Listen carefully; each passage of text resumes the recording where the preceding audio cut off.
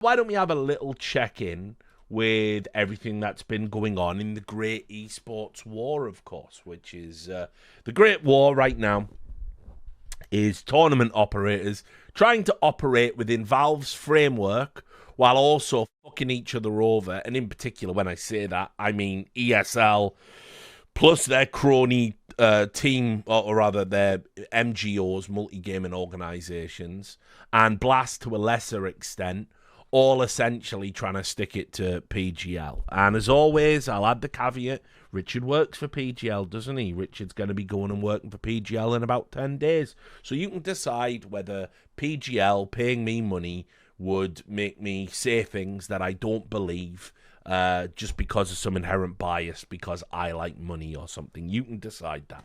I don't care what your opinion on that is, to be frank, but definitely assess it. So the big story is the invites around PGL Astana. Now, for those that know, PGL are looking to do events in parts of the world that are a bit more conducive to getting visas for certain teams. We all know with the situation as things stand in Russia, Ukraine, I won't get boring you with any movement we've seen on that. It's not going to move the dial in terms of visas. The problem is if you go to America and you're a Russian, it doesn't matter what your stance on the war is. You either need a second nationality or whatever it might be. There's a chance you're going to get your visa denied. And that's not great right now when many of the best players in the world are Russian. PGL have wanted to head this off and expand the territories that we do esports events in. They've said they think esports should be for everybody in that sense, which I agree with. And so obviously we're going to be going to Kazakhstan. Now, listen, I've also said repeatedly on the stream, terrified about just flying anywhere near Russian airspace right now for reasons that I don't even want to articulate out loud. But, you know, we do these things for the love of the game. And I will indeed be taking that 10, 11-hour flight or whatever it might be and going out there to meet the fine people of Astana and put on a show for people that haven't had a big S-tier CS event in their history, probably not since a long, long time. I think there was a Code 5 out there or something. So the reason why I think it's interesting is, you'll remember last time out, we talked about how PGL acquiesced. They gave the orgs what they wanted. And what did they want? They wanted a revenue share.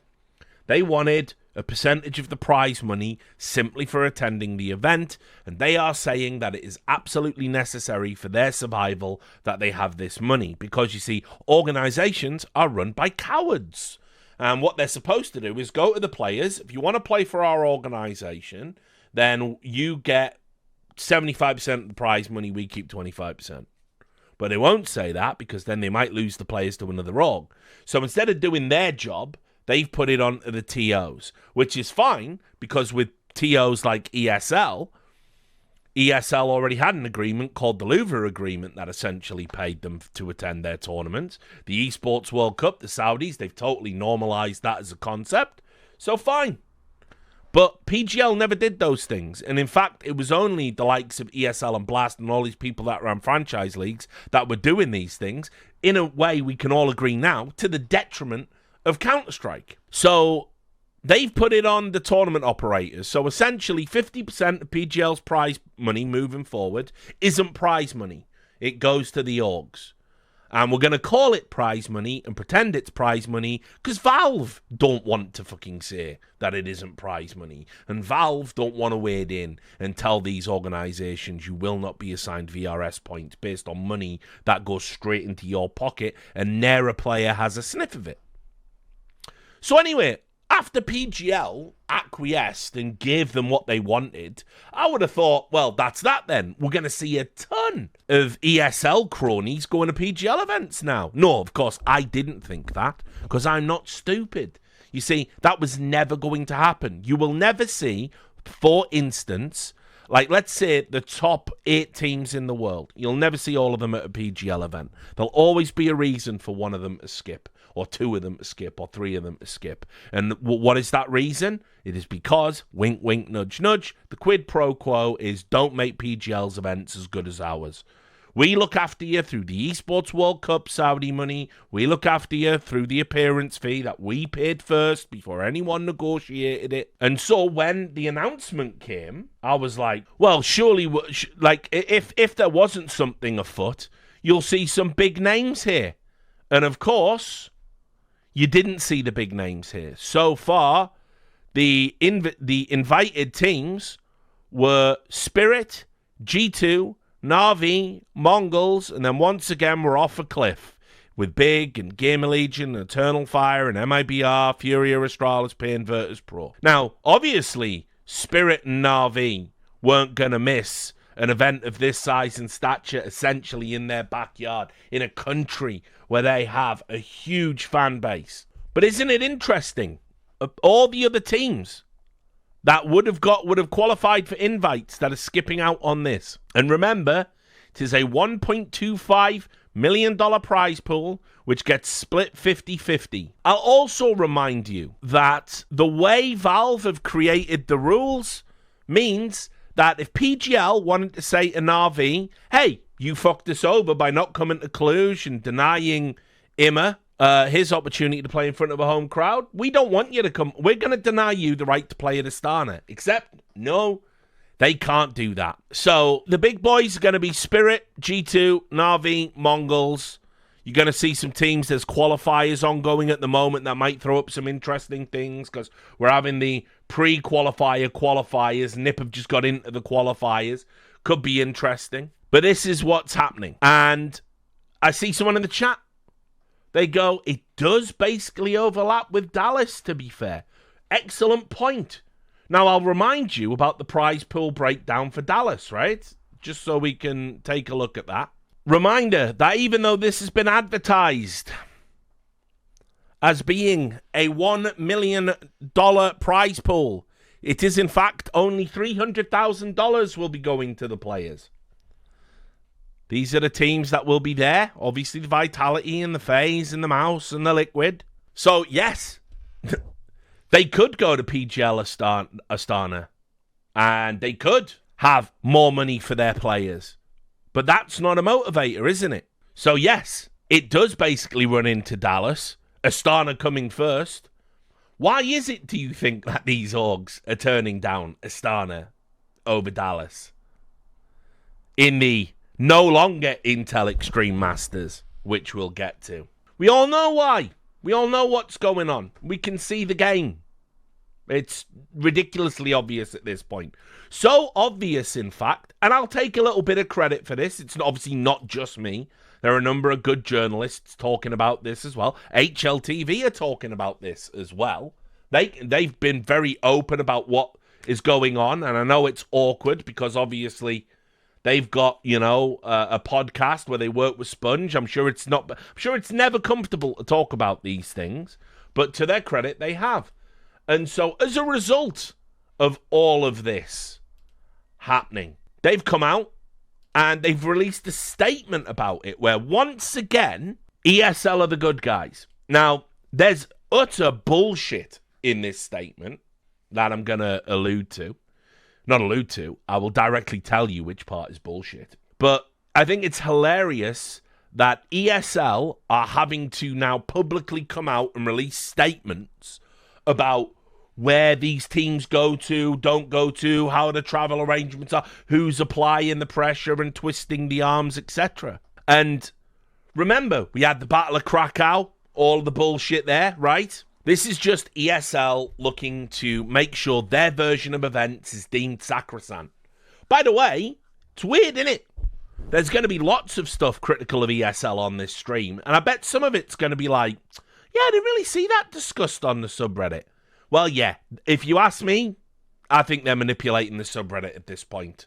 Whenever I see a thread complaining about ESL, it seems to start from a position where it has to be upvoted from 0 and a really low percentage.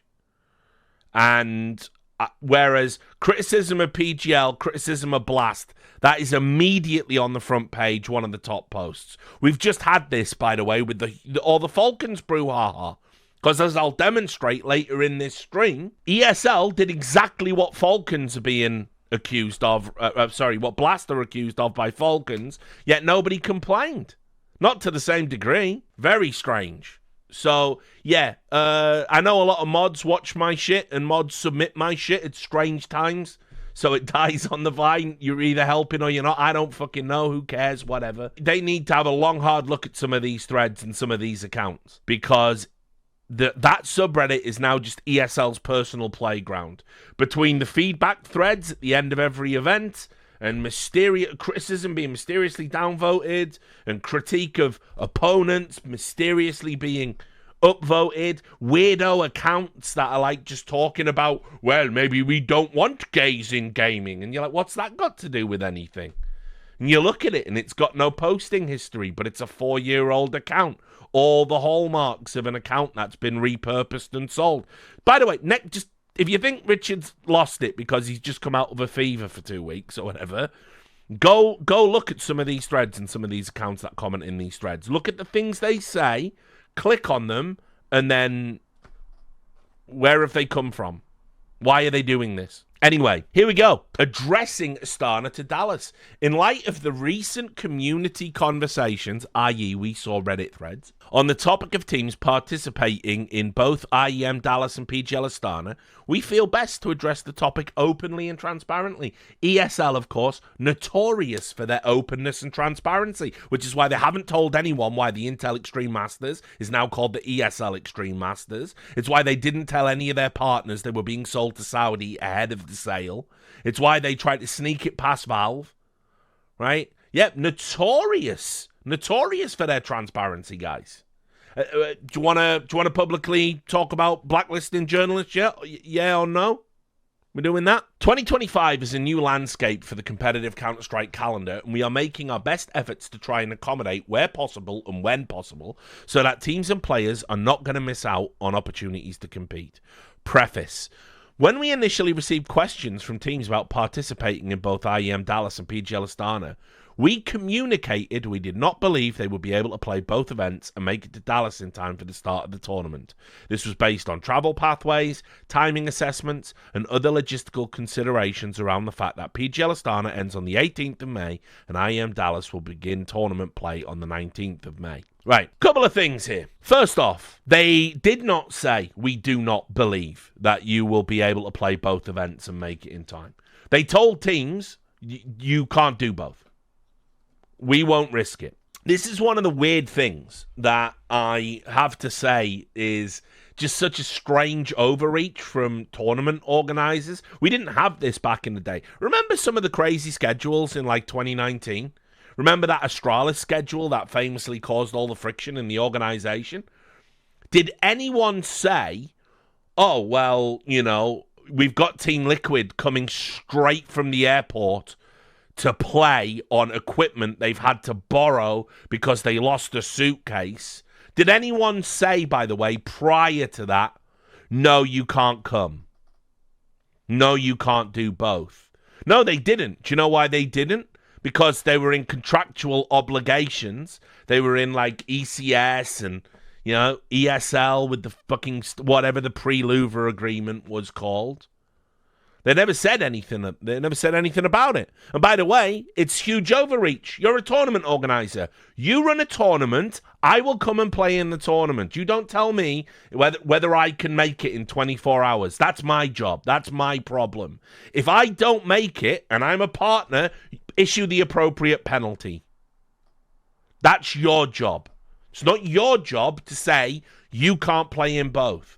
And what you'll notice is it kind of gives the game away because ESL are telling their partners, no, actually, if there's any overlap, you pick our events or we forbid you from competing in both. It's as simple as that. Your job, run the tournament. My job, turn up, compete at the tournament. But that isn't what's happening here. And it isn't what's happening here because ESL are very much pulling the strings for all of these orgs, not just via the mechanism of ESL, but also, as we'll get to later on today, via the mechanism of the Esports World Cup, which has recently just been expanded. You better do right by us, or what if you weren't to get that stipend for all those teams and all that Saudi money? What would happen then? Anyway, They continue. Since replying to the initial question that it wouldn't be possible to compete in both, other teams have worked on presenting a travel plan that would bring them to Dallas in time to play in the tournament. That travel plan is not ideal for any party involved, but after evaluating this information, we are allowing teams to play in both events. And so here you go. They even contradict themselves. They said they didn't believe it was possible. So in the previous paragraph, they're trying to intimate that they never said you couldn't. And then in the second paragraph, we are allowing teams to...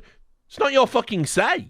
It's not your say whether my org will enter whatever tournaments it wants, ESL. So it's as simple as that. But we are allowing teams to play in both events. Now, what do they mean as well when they say that travel plan is not ideal for any party involved? Well, what it means is that ultimately there's a ton of extra pressure on PGL because teams that are going to be there to the very last couple of days, there can't be any delays or any fuckery. The final probably can't run long because it's going to be a best of 5, right? So on that last day, everything has to be sweet. So PGL are under a time pressure crunch, not for them, because ultimately tech problems are going to happen. We did really well in Cluj, and there was one tech pause. It lasted about 40 minutes, and it had to happen on finals day. But before that, there were no delays. But it's certainly not ideal for PGL. It certainly won't be ideal for the teams that are going to have to make that journey. I will assume, there's a world, by the way, where no team is affected. Because whoever's in the final might not be at Dallas. I don't know. Might not be playing on day 1 at Dallas. I don't know. But it's certainly not going to be ideal if teams have to literally hustle from Kazakhstan to Dallas and then they're playing on day 1. That's going to suck for them. The only party ESL really care about is ESL. And this is what they mean. It's not ideal for us because it puts our tournament at risk. To which I will say, perhaps you could stop hogging all of the calendar, you greedy fucking scumbags. I don't know. Seems like we could fix that problem real easy with just a little bit of cooperation, just a little bit of leeway here and there, just being adult about this stuff instead of constantly having to monopolize every single fucking scene you operate in. But no. They then go, we want to emphasize this situation is not ideal for us. Oh, boo fucking who, ESL. And as the second event, we are taking tremendous risk. In the situation of a flight delay, a forfeit is a likely outcome, tarnishing our event, leaving us with a large amount of sunk costs and a loss of viewership. Right? So understand, if you fuck with an ESL event, you're the bad guy. If you host your events anywhere near theirs, you're the bad guy. They do it to you. It's just business.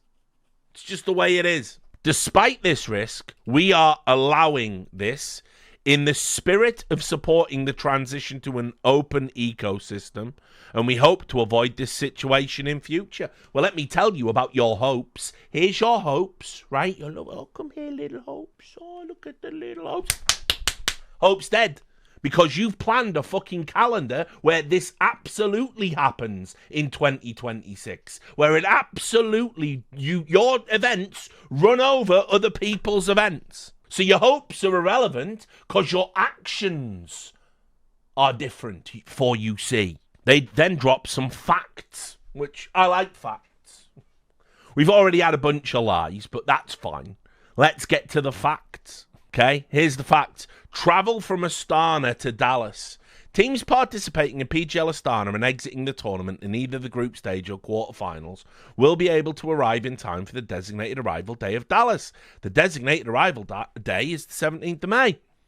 Teams participating in Astana and making the top 4 will only be able to depart from Astana at 2:15 a.m. on the 19th of May. With a stopover in Istanbul, this will see teams arrive at 12:45 p.m. in Dallas on the 19th of May. As a consequence of arriving late and missing media obligations, teams, this is obviously just the affected teams, will be fined $4,000 and deducted 5% of their prize money winnings, in accordance with the Counter-Strike general rules. The fine for not arriving on designated arrival day, as listed in point 4.7, is waived based on the exception granted due to the nature of attending another Tier 1 event.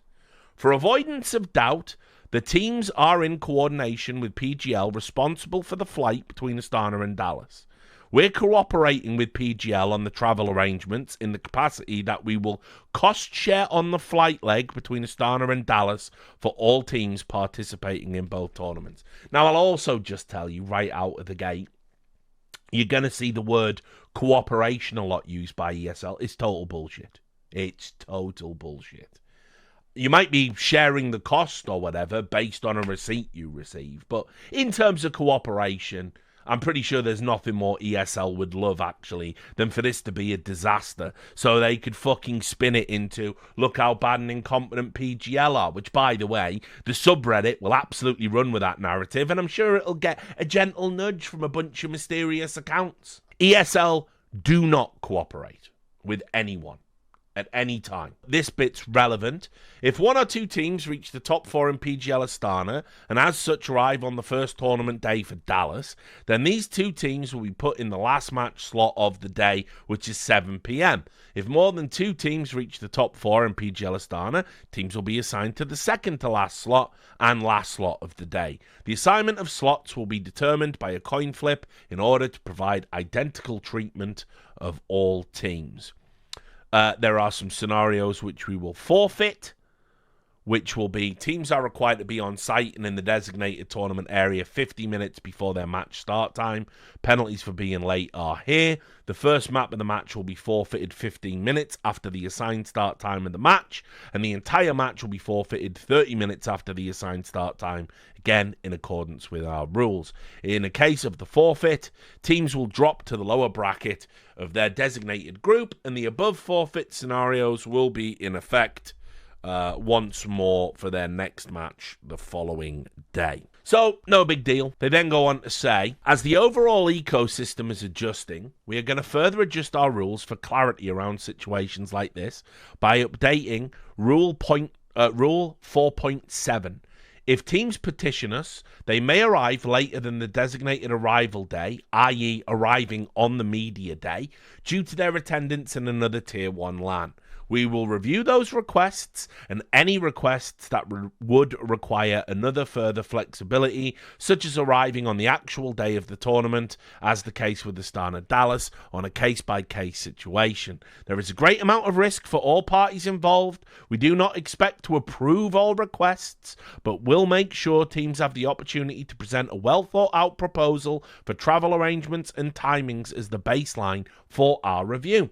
So, just to be clear, if you're in ESL's ecosystem, you decide you want to go to another event run by a Blast or a PGL, and there's going to be an overlap with ESL, you need to beg ESL's permission to do that. That's now codified. You must submit a proposal to get permission from ESL to attend a non-ESL event if you're going to arrive late as a result of that attendance. And by late, they still mean prior to the tournament, just not on the dates they would like.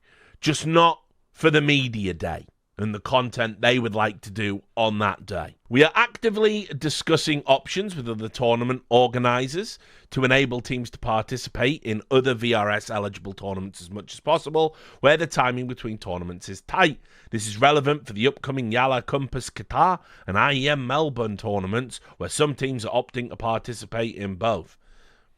We'll be mindful of engaging with others once we identify potential situations, and we encourage any other Tier 1 tournament organisers to reach out to us when situations like this look likely to occur from their point of view, so that together we can minimise the overall impact towards teams who wish to participate in all events. So again, if you're thinking about running a tournament, guys, if you're running a tournament and it looks like your tournament might clash with that of a business rival, just pick up the phone to your business rival and work out an agreement that helps them. Like ESL famously do for everyone else in the industry. As I said, the ESL mafia of the mediocre that they have essentially created ever since they got the money from Saudi is just ridiculous. and the way they operate now, I mean, you can read between the lines here. I would argue you don't even have to read between the lines. You just have to read the lines. Everyone seems to be beholden to ESL. Everyone seems to be, we must placate ESL. Like, why? When did this become a pre-fucking requisite? And by the way, they only get away with all of this because Valve refused to get involved. If I'm Valve and I'm watching ESL dictate to teams, tournament operators, everyone else, you got to call us and check that it's okay with us first. And they already dominate 80% of the calendar. They've already got all of that Saudi money in the esports World Cup. They've already essentially overshadowed TI in Dota. Like, I just don't know what it's going to take for Valve to, wake the fuck up. I genuinely think they're kind of, bored with esports and esports drama at this point. The more I think about it, looking at their actions, the VRS doesn't seem to be a framework as a stepping stone for them to get involved. It looks to be a framework so they can walk away and do something else. Because they are just letting ESL piss all over everybody.